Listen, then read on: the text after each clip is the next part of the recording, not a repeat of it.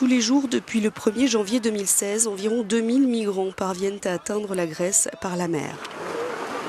À ce rythme, l'Organisation internationale pour les migrations, l'OIM, estime qu'1 million de personnes aura atteint les côtes helléniques par voie maritime d'ici la mi-mars, soit autant que sur toute l'année 2015. Ils partent de la Turquie toute proche. Ils embarquent la plupart du temps dans des canots pneumatiques après avoir attendu un passeur.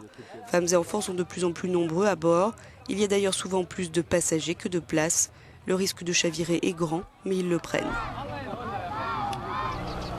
Selon l'OIM, ce sont donc près de 130 000 personnes qui sont arrivées par la mer en Grèce et en Italie depuis le début de l'année 2016 et 418 personnes qui sont mortes pendant ces périlleuses traversées.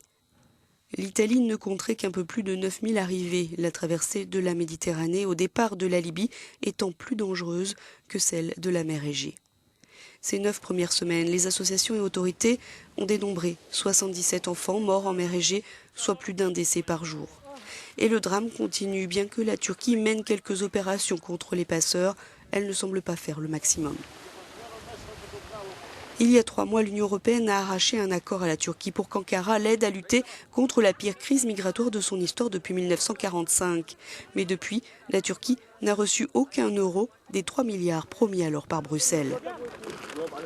Principale destination des réfugiés, l'Allemagne, qui, comme le reste de l'UE, cherche à freiner, voire à stopper le flux de migrants en Turquie. La chancelière Angela Merkel a rencontré le Premier ministre turc Ahmet Davutoglu le 8 février à Ankara. 3 jours plus tard, les 28 ministres de la Défense de l'OTAN donnaient leur feu vert pour une opération de surveillance des frontières turques en mer Égée. Il n'est pas question de stopper ou de renvoyer les bateaux de réfugiés. L'OTAN contribuera à rassembler des informations et à surveiller pour aider à lutter contre les réseaux criminels de trafiquants d'êtres humains.